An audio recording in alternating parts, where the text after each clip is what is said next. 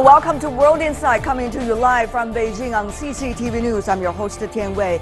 On today's program, new hope, as some believe, on the 5th anniversary of the war in Syria. Russia has announced it will begin withdrawing troops.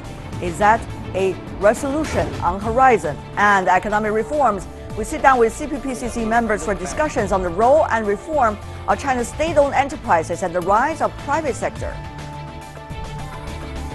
It has been 5 years since the beginning of the Syrian conflict, which has left hundreds of thousands dead and millions of people displaced.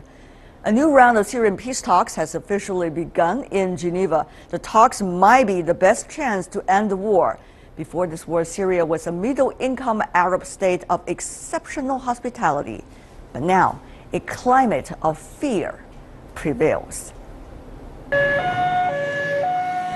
5 years on, the death toll of the Syrian conflict stands at 250,000 people, with 9 million wounded and 11 million people displaced. Now, Russia has announced a military withdrawal from the country as fresh peace talks begin in Geneva on Monday. I believe that the goal set out to the Ministry of Defense and the armed forces has in large part been fulfilled. Since last autumn, Russia has destroyed more than 200 oil production and transfer facilities, helped Syrian government troops retake 400 settlements, and also helped Damascus regain control over almost 4,000 square miles of territory. However, neither the Syrian government nor the opposition have reached a consensus about the future of President Assad. The parliamentary election is listed in the Vienna Communique and UN resolution, but for the presidential elections, our delegate will reject any attempt to put this item on the agenda. We consider the transitional period to start with the fall of Bashar al-Assad or his death. There's no possibility to start this period with the presence of this administration or the head of this administration in the power. Anti-government demonstrations began in March of 2011. The protests quickly sparked a civil war between the government and rebel forces. In September 2014, the U.S. started launching airstrikes at ISIL targets in Syria. Then, in October last year, Russia also began airstrikes.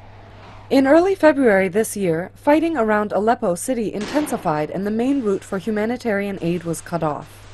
Now the conflict has drawn in regional and world powers. The rise of ISIL has added a further dimension. Syria is a different country now. Millions have fled with their children in search of a new life elsewhere. But Syria isn't lost yet. As peace talks begin and Russia pledges to withdraw troops, many are hoping for peace.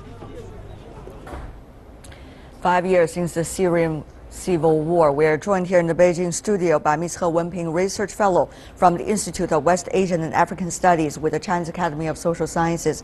Welcome, ma'am. Meanwhile, joining us, three gentlemen from various parts of the world. In Brussels, we are having Mr. Ian Lesser, who is a Senior Director for Foreign and Security Policy at the German Marshall Fund of the United States. Meanwhile, joining us from Paris, we have Mr. Joab Toker, Professor from American Graduate School over there. Meanwhile, in Tehran, we are joined by Mr.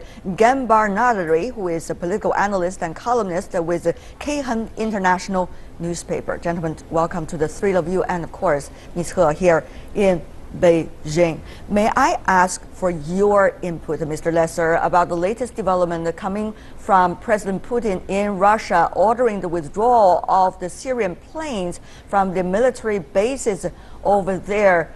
What do you make of the latest development of Russian planes? Well, first of all, we have to see how substantial this withdrawal is and what the timetable might be for it. There's a lot we simply don't know. But it is a rather surprising move, but I think in some ways quite understandable. I think Moscow judges that certain basic objectives for their military operation have been met, including putting the Assad regime in a better position to survive, and that they could sharply reduce their forces, which after all are to maintain in the region. It's costly, but also puts their forces at risk and complicates their own situation. So I think they judge that the earlier they can. We're having some problems of connection with our guest coming from Germany, but for now, let me go to our guest in Tehran, in Iran. Mr. Kayhan, Mr. Nadari, what do you make of it? Because some have been suggesting this withdrawal of Russian planes could be the very first step and eventually could leave Assad regime pretty much on its own, therefore more favoring negotiations. Is that likely to happen? Absolutely. The whole idea is to send this message to the international community that Russia also seeks a peaceful solution to the Syrian crisis, means through diplomacy and dialogue between the warring factions inside that country. Of course, not the terrorist groups and foreign-backed extremist outfits. At the same time, we all know about the details why Russia decided to withdraw parts of its troops and military hardware from Syria. The mission has been accomplished partially. At the same time, it is about keeping the costs down, especially now that the oil prices are down the drain. At the same time, it is going to send this message to the international community that we have the missile system still in place, we have the naval base still in place, we also have the air base in place, in case we needed to attack the terrorist group and their positions again. So Russia is going to stay despite the partial drawdown. Professor Toker, do you believe, though, this can be the very beginning of various countries' own efforts in making sure things could be getting better when it comes to Syrian peace talk? At least this is also the day when the peace talk began. Well, the very beginning, perhaps, but we have gone over the last few years through different situations in which the notion of very beginning could have been envisaged, and this could be one more. But I would say two major things regarding this surprise, which is 24 hours old, regarding President Putin's decision, announcement rather, because we still have to watch and see to which extent do that, and to what extent, as the aerial and naval bases in Latakia, the Russian ones, are still in operation, and he can indeed switch on and off and actually bring into the military theater more planes and more firepower if he so decides tomorrow, the day after tomorrow, or next month.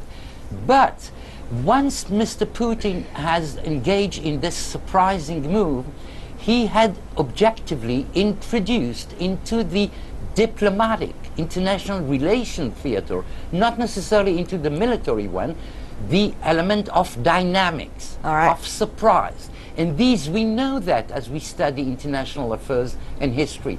Once you introduce into an extremely complex situation the notion of movement, of dynamics, you may expect all kind of other dynamics, minor ones or major ones, to alter the picture. And this, I think, is the great quality of Mr. Putin's decision. We hope there will be other blocks that can be moved for the better direction. Of course, Ms. He, you've been attentive listen to our gentlemen from various parts of the world talking about their perceptions. The first UN-based, UN-supported Syrian peace talk just began. Nobody expected to reach anything for the very first round. However, it seems to be the hope at least. What do you make of the current agenda? What do you see as the fundamental conflict over here?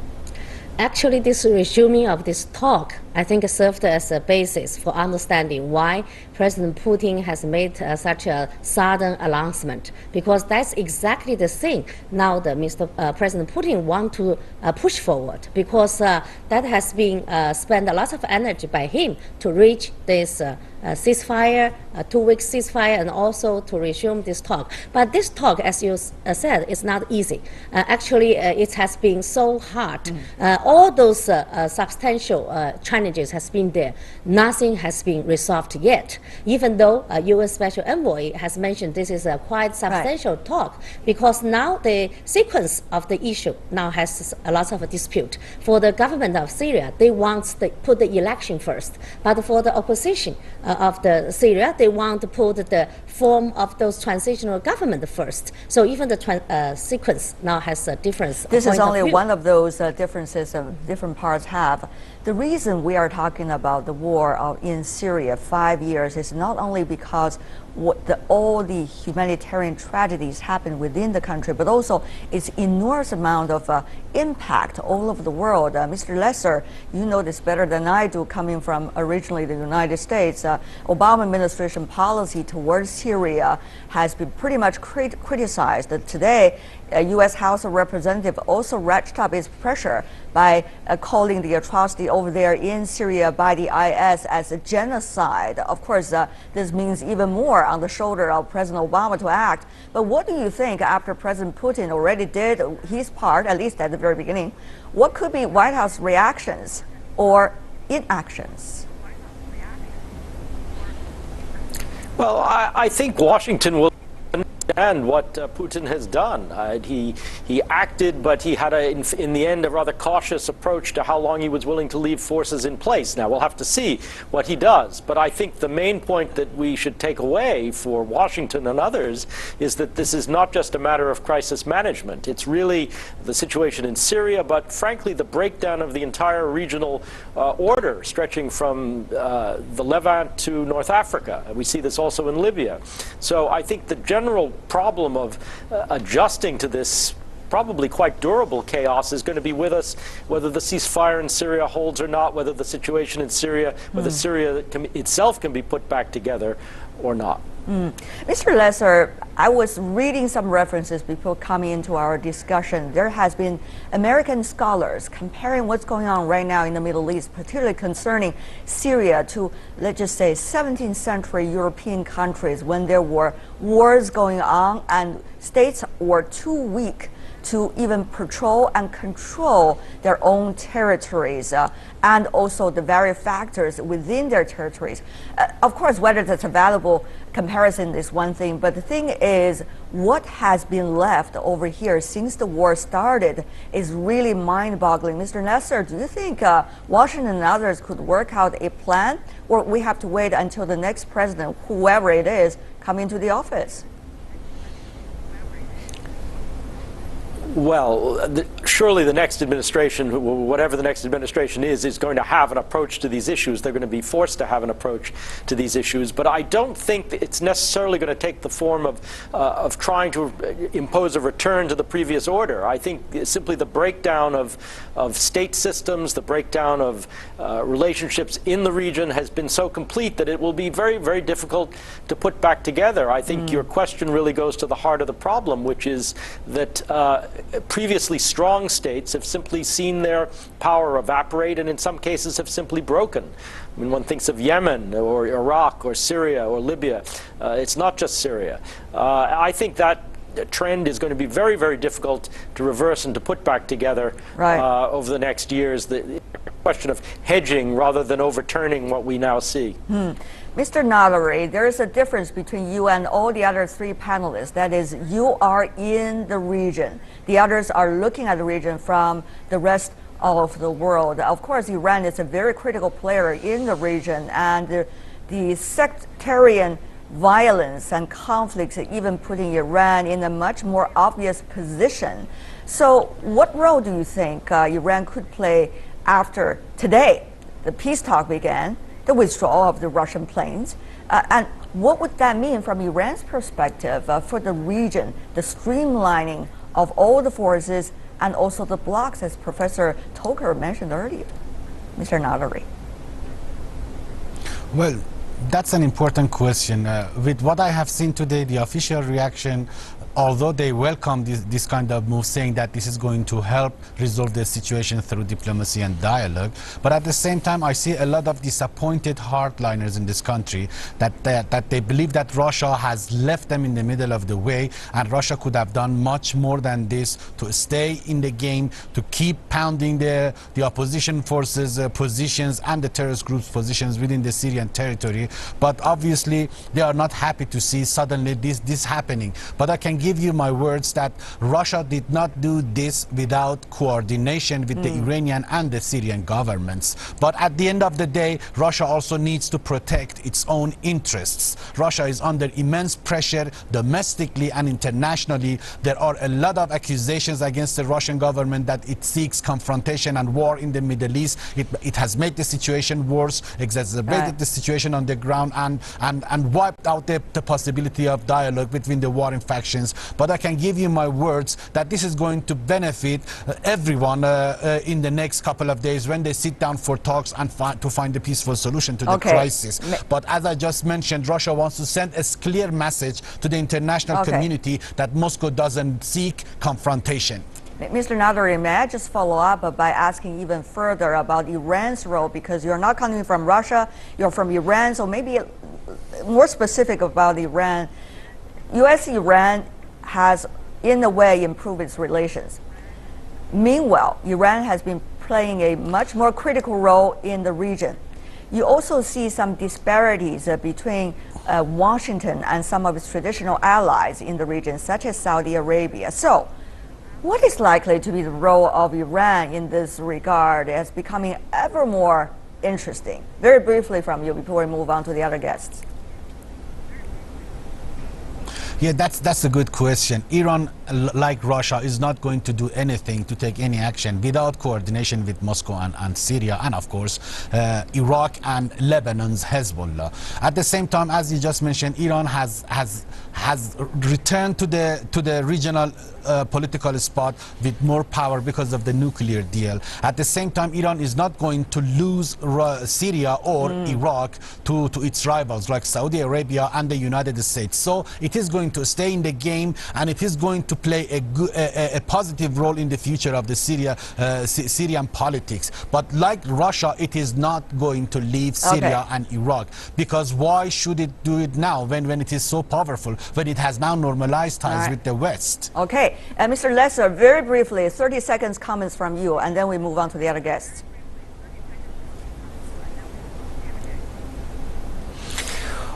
Well, let me start with the Iran nuclear deal with the United States. I happen to believe this is a good thing. Does it necessarily lead to closer Iranian cooperation with the United States on regional issues like Syria? Not clear. Obviously, I think it would be a contribution to conflict resolution if it could. We don't always have to agree. But I think to the extent that there is some meeting of the minds, at least on the utility of the ceasefire and other things, I think that would be all to the good. All right. We'll have to see how that plays out.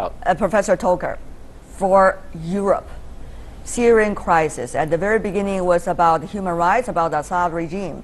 But then it is about your own crisis, the migrant crisis coming from Syria to the European continent. Today we saw also the voting inside the German cities, 1/4 going to the extreme right. We could see the attitude coming from some of the voters, an impact on your part of the world. Professor Toker, how do you think eventually the Syrian crisis is likely to streamline what's going on the European continent? What would that mean, this issue now, for the Europeans, an issue happening in the very different parts of the world, Syria? Professor. Indeed, those elements you just pointed at gather to the other major development of the last 6 months, namely Russian military and direct political intervention in Syria, to explain perhaps what kind of overall phase we were into over the last 6-8 months.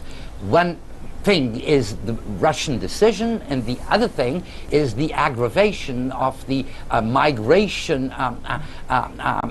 chaos of which Europe, of course, is the major victim.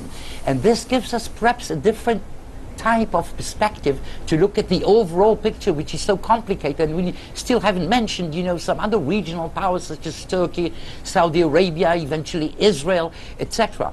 And that new perspective that I may suggest is the fact that, in contrast to Mr. Putin's decision of yesterday's, and perhaps the Iranian situation right now with the beginning of the end of the sanctions, perhaps these are the only protagonists of this Syrian overall crisis which do not suffer major, flagrant weakness. Look at the situation of President Obama at the end of his mandate, fighting over his legacy. Look at the position of the European Union under the migration crisis as a whole, and look at Mr. Cameron's position fighting on the referendum. Mr. Hollande in France, weak. Madame Merkel in Germany, weak. They're all weak, and perhaps weaker than 6 months ago, 12 months ago, to the exception of Mr. Putin and perhaps the leadership in Tehran. This could give us perhaps some clues as to where from those new energies which are still greatly needed in order to achieve progress, where they might come from. If I could just jump in a little bit, because I've been talking to some intellectuals coming from the European continent, let's just put them that way. In a way, they traced all of these things back to the war in Iraq. More than 10 years ago, and yet you do not see European politicians coming out and create a fight with the United States about the root causes of Syria and some of the chaos in the region with what U.S. did more than 10 years ago. But what do you think about this logic tracing back to the Iraq? What does that mean eventually with the crisis going on of migrants inside Europe coming from Syria for the transatlantic relations? Very briefly from you, sir, if you can. 30 seconds. Thanks. Yes, I mean, transatlantic relations enjoy that steady quality of being there and being central and being essential to the overall vision of both the United States and Europe, even more so through European perspective.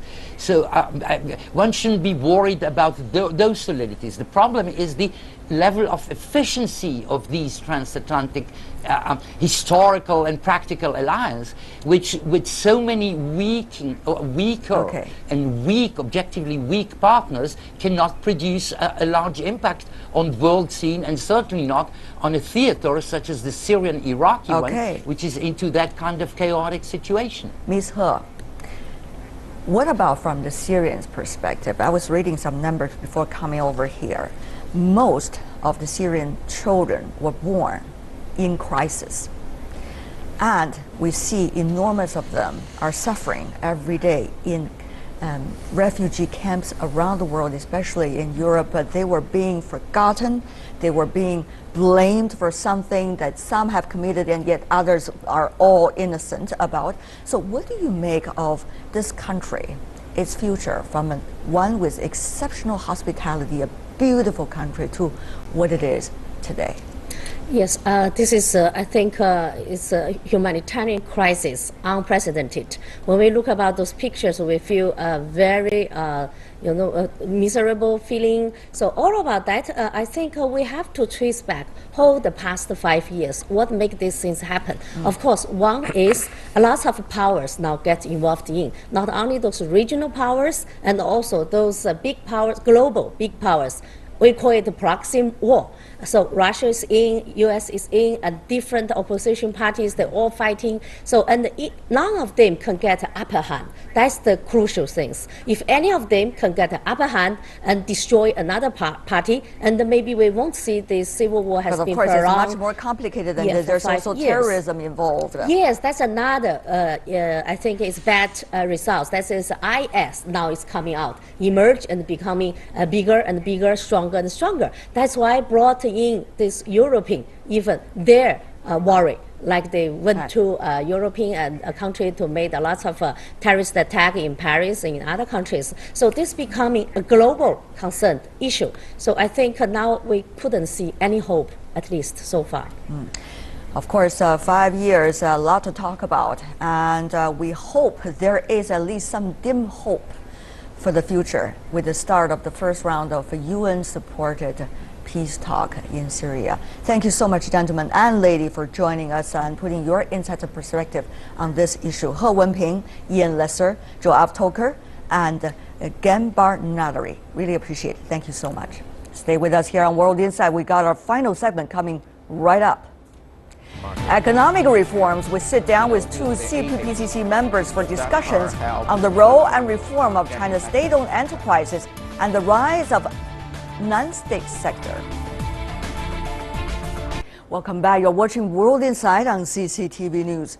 How to conduct the SOE or state-owned enterprises reform was the hot topic at today's two sessions press conference. State-owned enterprises have been fast progress since September when the government issued a major guideline followed by supportive measures.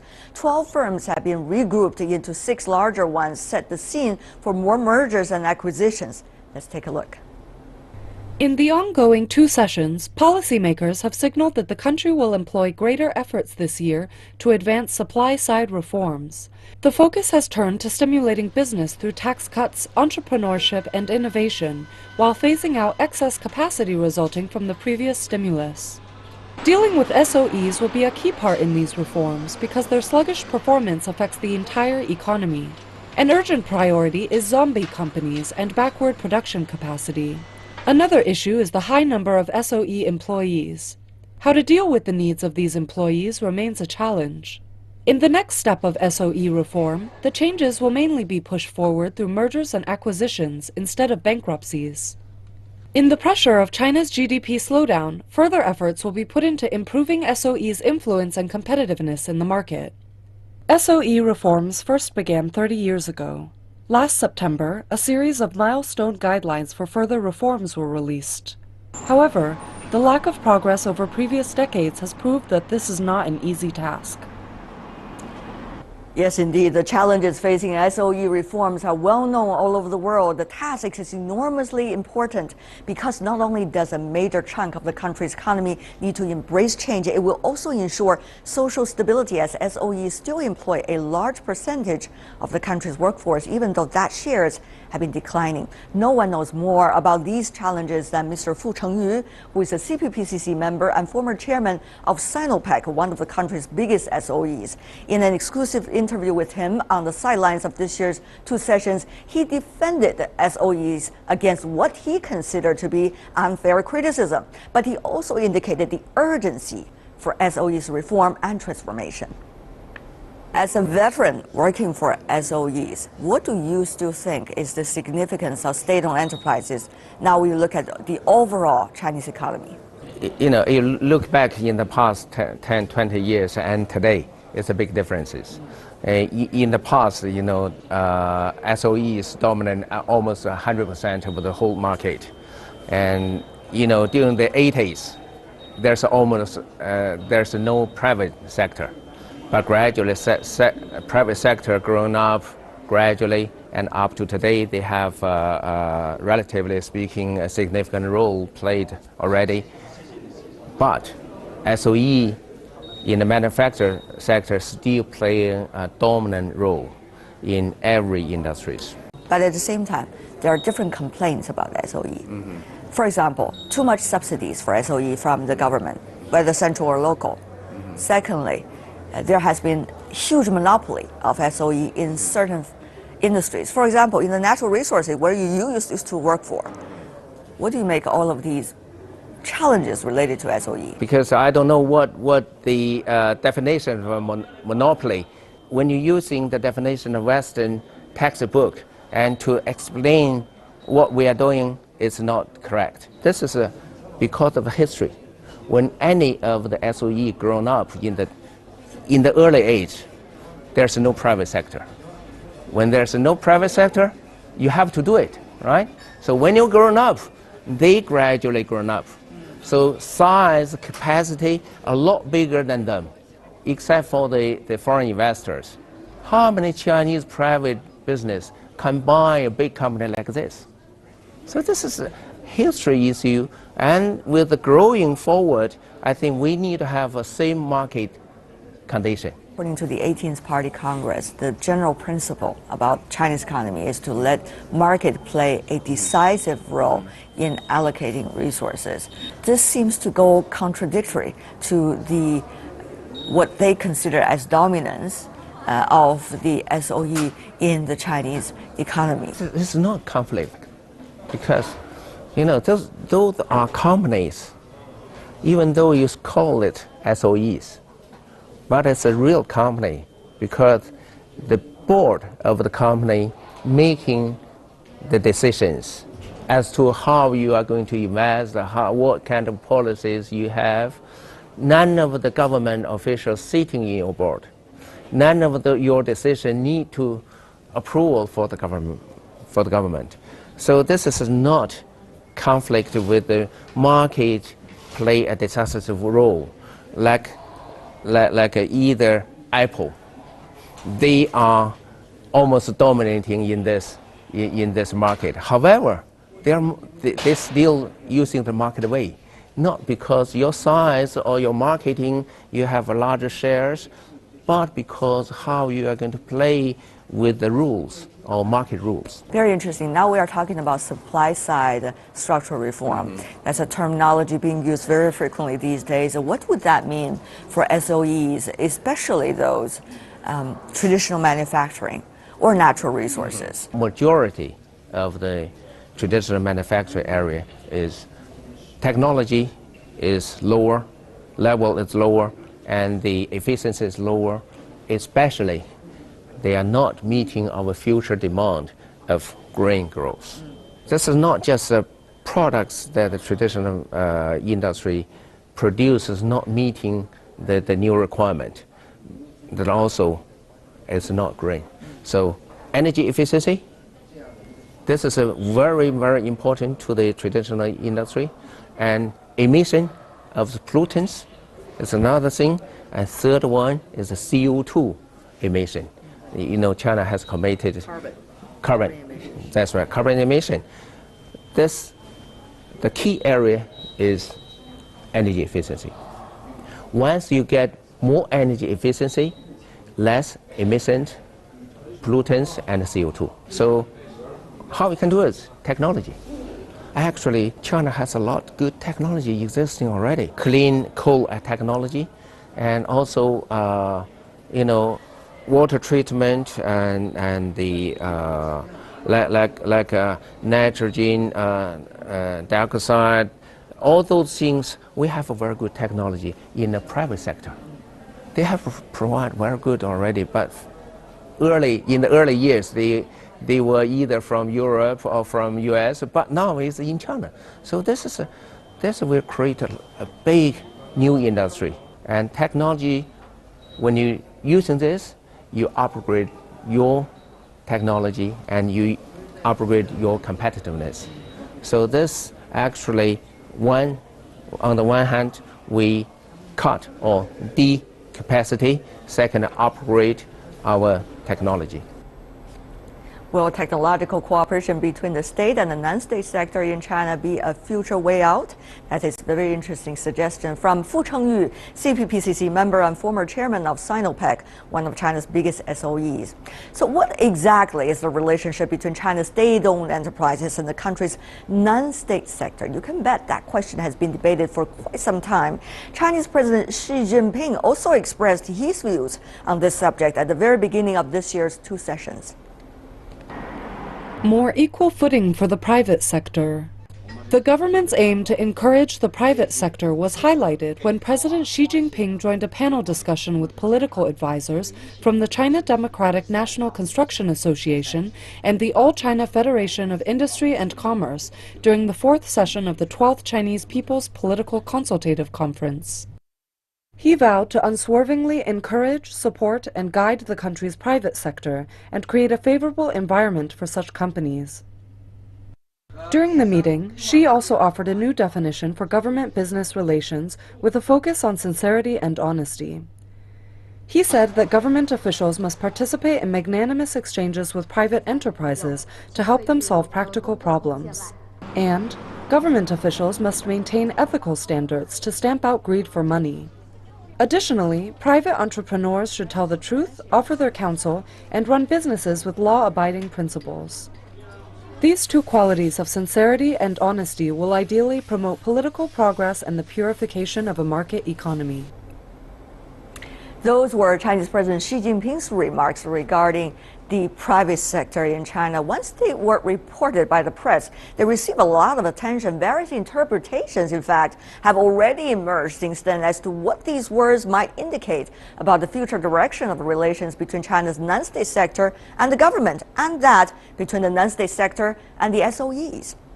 Professor Bai Chong-en was at the discussion session. Chinese President Xi Jinping attended. As a CPPCC member, and even more importantly, a member of China's Central Bank Monetary Policy Committee, he listened attentively. He spoke with us about that session and the challenges facing China's non-state sector. You were at the discussion session in which the Chinese President Xi Jinping joined. He was specifically talking about the relations between the government and the private enterprise. He basically talked about three points. The first point is that state ownership and non-state ownership are both important for the development of the economy. They are complementary, they are not substitutes. The second point is we have already established a lot of policies to help the development of non-state sector, and we need to work harder to better implement these policies. And the third area is that we need to have a new type of relationship between government officials and private entrepreneurs. And so in this new relationship, the government officials and private entrepreneurs would have close relationship, but also clean relationship. How can private enterprises and companies adjust to that change? How can they communicate with the government? How can they communicate with the society and seek a new system to move forward? I think that's the most difficult issue. I would rather answer the question from a slightly different angle. Go ahead. What motivates local leaders to provide help to private entrepreneurs? Previously, they have close relationship, and sometimes those relationship helps to motivate them to help these private entrepreneurs. But with anti-corruption campaign, the old incentives are not there anymore. First of all, we need to have more policies that are uniformly applied to all enterprises, so these enterprises do not need to get favors to get help. So these help are universally available. So this is one way to change the relationship. The other is that I think we need to give these entrepreneurs more say in evaluating local officials. If they can express their desire in more open way and in more established way, then they don't need to go back to the old ways. Are the private ones really being provided with sufficient policy? I think there are some policies that are helping. For example, getting access to credit. This is an area that a lot of private enterprises feel they are disadvantaged. But at the same time, some of the private enterprises are small enterprises, and because of lack of credit history, so it is harder for them to get credit. And also there are other reasons. For example, if a loan go bad, and when the loan officer is questioned about why this loan is go bad, if the borrower is a private enterprise, and then it becomes harder for the loan officer to answer why. More scrutiny. Right, so there's more scrutiny. So this is not just because of policy, it's almost part of the culture in the financial sector. Is tax still a tool that we can use? To what extent can we use that? Yes, I think when I talked about policies that help all private enterprises, actually help all enterprises, private and state-owned. One of them is to reduce tax burden on these enterprises. And in the past, we have a lot of special treatment, and some enterprises get favors in tax reduction, but not all. But now I think we need to have more tax reduction in taxes. And this year in the government work report, there is a very important new development. That is, we are going to further implement the conversion of business tax into value-added tax. Right. And it's estimated that that measure alone would reduce tax burden by about 460 billion yuan. So that's a big plus for enterprises. And I think another area we can work on is to reduce Social Security contribution rate. In China, pension contribution rate is actually very high. For enterprises, they pay 20% of the employer's salary into the pension plan, and the individual, the employee themselves, pay 8%. So altogether, it's 28%. How does it compare to other countries, for example? In the U.S., the individual payment is about 6.25%. The employer payment is the same. So altogether, it's less than 13%. Our contribution rate is 28%. Even in Sweden, the total contribution rate is only 18%. Ours is 28%. So our rate is really high. If we reduce pension contribution rate, that's a big relief to enterprises as well as to employees. What about some of the other tools that you think might have an impact on the breathing ground of private enterprises, as well as SOEs as well, for the short term at least? For all the enterprises, another important cost is the cost of capital. The cost of capital is still very high. For private enterprises, I think entry barrier is probably the most important area. Can we see a timeline? In this year's government report, we already set aside 5-6 sectors which will be open to private enterprises. And I believe as we will have more and more areas becoming open to these enterprises. Professor Bai Chungwen, a well-known Chinese economist, talking to us during this year's 2 sessions in Beijing. Of course, the discussions about China's SOE reforms and the relations between SOEs and the non-state sector will continue. We hope the more these debates occur, the more clear-minded people will become in finding the best balance between them for the good for all. And that's it for today. If you'd like to see more of our program, visit our website. Just type in World Inside CCTV News into the search engine. You'll be able to find us, or you can also check out our YouTube channel. From me, Tian Wei, and everyone at the World Inside team, thanks for watching. And tune in again tomorrow for more insights from across China and around the world. Good night.